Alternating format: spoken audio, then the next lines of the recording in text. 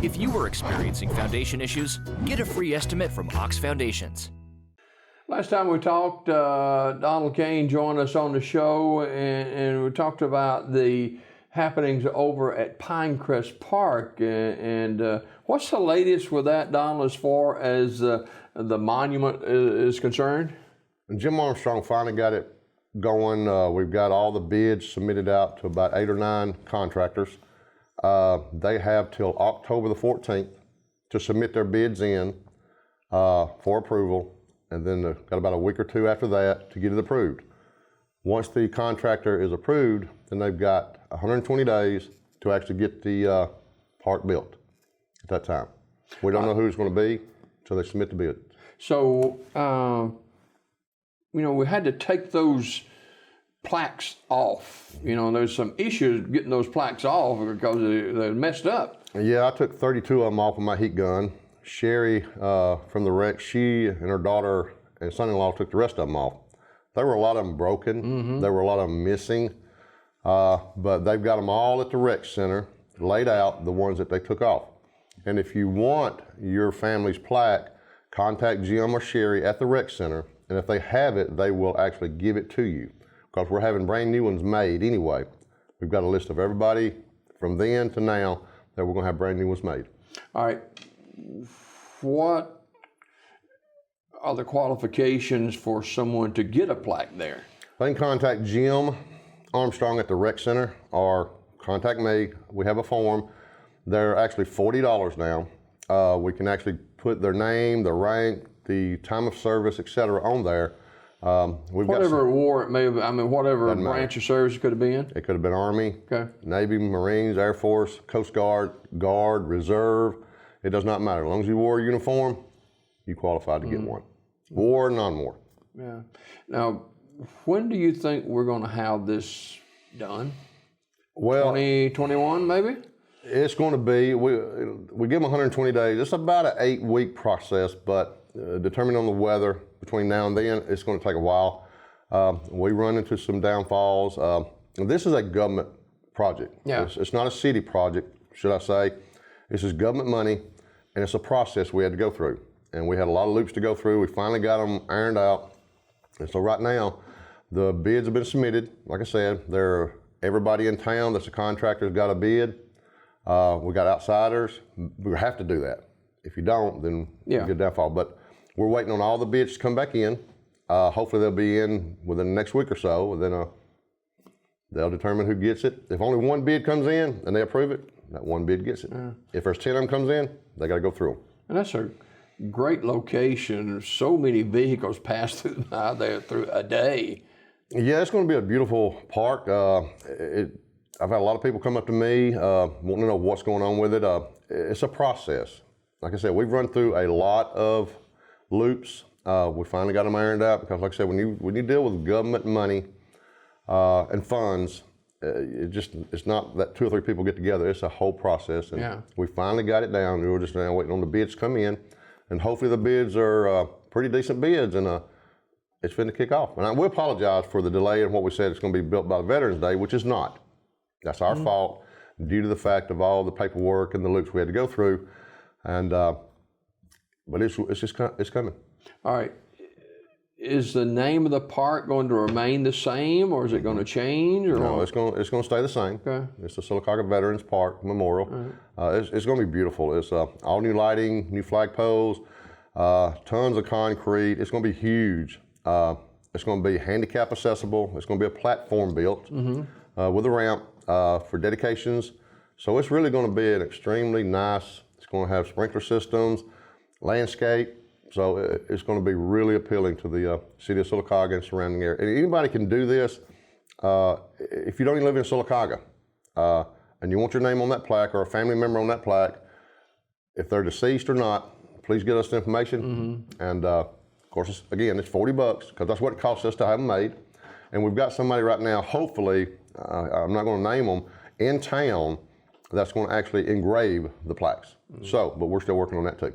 And originally it wasn't $40, it was another amount, but as you said, you run into these glitches, and man, it don't stay the same. Nothing does. No, we initially started off at $25, and which we're going to honor that. But once we found out what they initially cost, which is $40, we're going to eat the money on the other part. We're going to raise some money to take care of that part.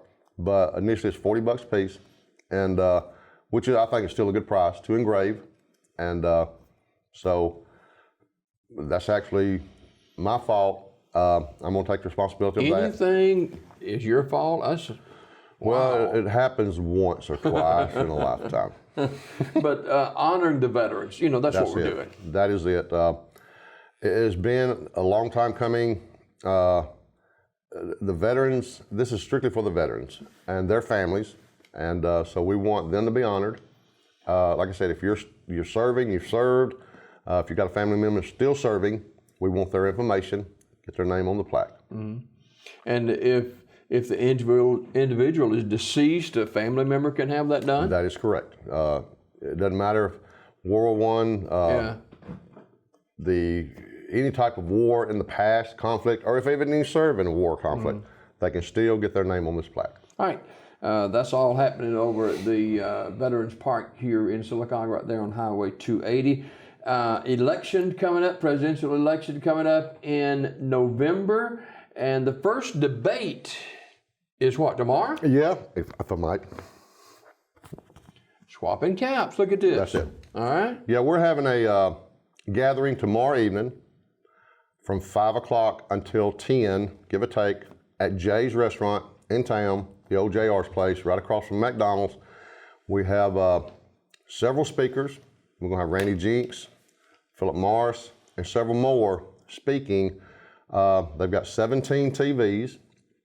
Ann and Jay from Jay's Restaurant, has graciously given us the restaurant, and they're going to let us utilize it just for a meeting, a gathering, friendly meeting.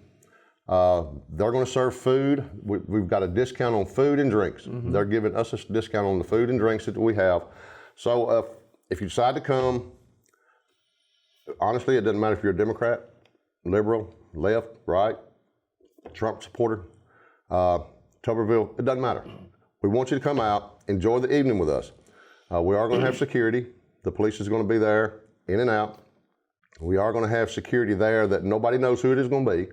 We don't expect any problems. We don't want any problems, but we're just going to have a great night together, watch the debate, if he shows up, if Biden shows up. We're going to enjoy ourselves and, just kind of meet. We got a guy, Randy and my brother has actually got this thing rolling because we wanted this together. So Randy's got some friends from Georgia coming over.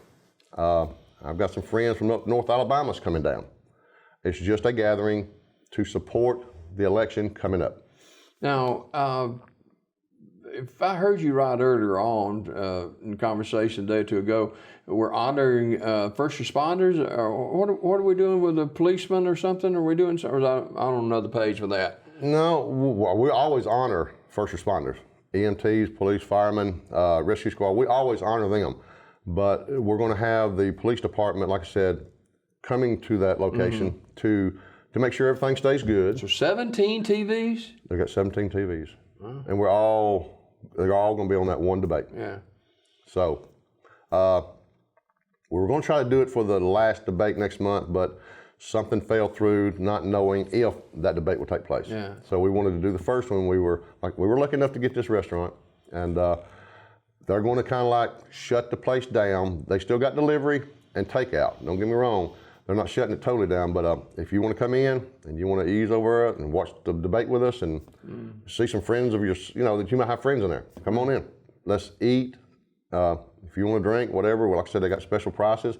We want to support them because they are letting us utilize their place. And so we just want to have a good time and watch the debate. Right there on West Fort Williams, right? That's correct, right across from McDonald's area. And at what time the doors open? We're going to get there a little early and set up. Randy Jinks is going to bring some equipment there. We're going to have some soft music, patriotic music going while we're all talking until they actually start speaking. We're going to try to get them to start speaking around 6:30, give or take. Have everything taken care of. You can eat while the debate's going. The debate starts at 8 o'clock. And we're going to stay until closing. and you're welcome to stay with us. I've had a lot of people last night tell me they're coming. The other night when Tuberville come to Harvey's on Noble, I was there, which that's another election we got going on with him, Doug Jones, and so I had a lot of people comment on that night, and they want to come to this one, and just enjoy the company and watch the debate. And you don't have to stay for the entire debate if you don't want to. I mean, you can come and go as you want to, but we want you to come and be a part of what's going on in our country and meet some of the local people in our area too. Yeah, we've got, like I said, Philip Morris, Randy Jinks, they're elected officials, and they've got their agenda going to whereas I didn't ask them what to speak on. I don't tell them what to speak on. I'm going to let them just speak on what they feel like they need to. And if there's anybody else that wants to speak, get in touch with me or Randy when we get there, and we'll get you in line. All right. That's tomorrow night, the first presidential debate. And I don't know how many of these debates are going to have, but it'll be interesting. I'm quite certain of that. So. Yeah, like I said, Jim Dale said, we stay to closing when they close at 10. Of course, Jay and them said if it takes a little bit longer than that, that's fine. Yeah. But the thing of it is, if the debate lasts that long, then we're going to stay there and watch it. All right.